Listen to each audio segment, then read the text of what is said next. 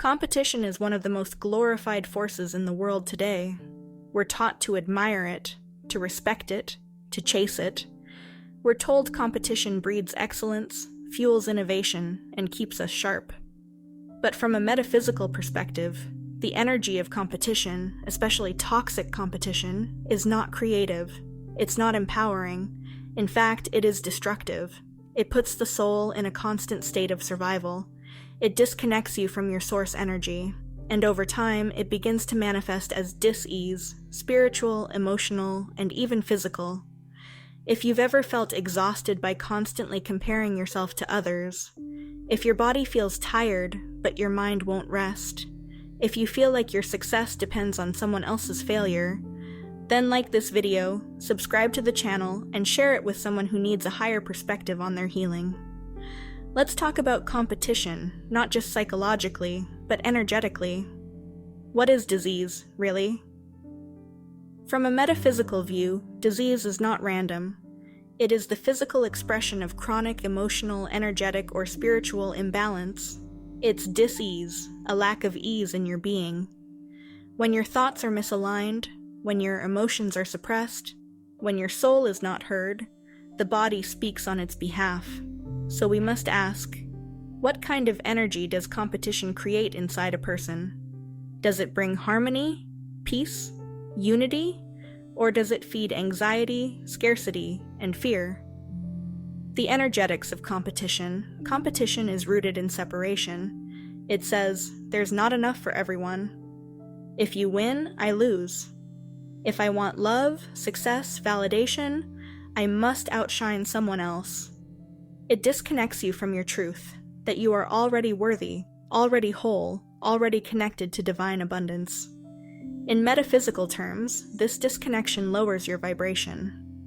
Instead of flowing with life, you're pushing against it, straining, comparing, hustling, doubting, overperforming, and the body begins to carry this tension.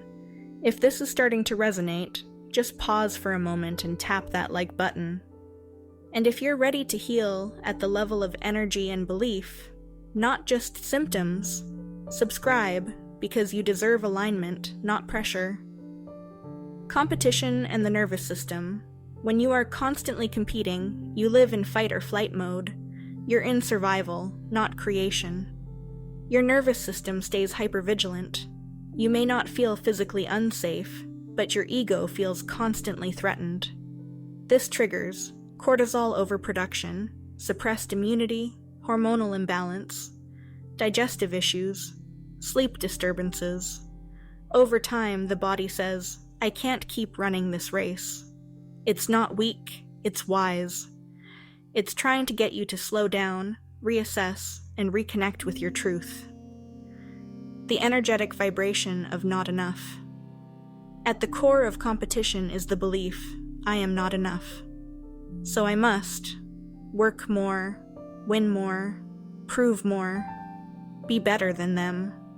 This belief creates an energy field of lack, fear, and unworthiness. And metaphysically speaking, when you live in not enough, the body mirrors it. It might develop conditions related to depletion, exhaustion, or self-attack. Autoimmune disorders, fatigue, skin issues, even cancer, in some perspectives, is seen as the body attacking itself, mirroring the inner war between your soul and your programming. Childhood conditioning, where it begins. Many people were raised in homes where love was conditional. You were loved if you got high marks. You were praised if you outshone your sibling. You were compared. You were pressured. You were programmed to compete for love, attention, safety. This energy gets stored in your body. As adults, we unconsciously continue the race, now with colleagues, friends, or even strangers online. Healing begins when we realize there is no prize, the real reward is peace. Metaphysical illnesses linked to competitive energy. Let's break it down. Anxiety, future-based fear that you're not doing enough to stay ahead. Burnout, constant output with no internal source of replenishment. Autoimmune disease, the body fighting itself, just as the ego fights the soul. Heart issues, a heart closed off from connection, blocked by performance. Thyroid imbalances, energetic blocks in communication and self-expression due to fear of being outshined or judged. The mind says, push more. The soul whispers, please stop. Competition blocks connection. In a state of competition, there is no unity, no collaboration, no mutual upliftment. You don't celebrate others, you feel threatened by them. You don't ask for help, you pretend to be fine. You don't rest, you feel guilty if you're not producing. This blocks divine flow, it keeps you in ego. And metaphysically, ego separation is the first disconnection from source energy. Without source, the body begins to suffer. Healing, moving from competition to contribution. So how do we reverse this energy? 1. Affirm abundance. Start replacing, I must win to be worthy, with there's space for all of us to shine. Affirm, I am safe to be who I am. My worth is not based on comparison. I create from alignment, not approval. 2. Tune into joy, not just outcome. Ask, would I still do this if no one praised me for it? What feels nourishing, not just impressive? 3. Embody collaboration, connect with others. Celebrate their wins. Let go of envy. It poisons your field. 4. Breathe and regulate every time you feel the urge to prove. Pause. Place a hand on your heart. Breathe into your body. Return to stillness. 5. Listen to the body, your body doesn't lie. If it's tired, honor it. If it's sick, don't fight it. Ask it. What belief am I carrying that's making me feel unsafe? If you've ever felt that competition disconnected you from your own joy, truth, or peace, tap the like button right now. And if you haven't yet, subscribe, because the path we're walking here is not of performance, but of presence. Final thoughts.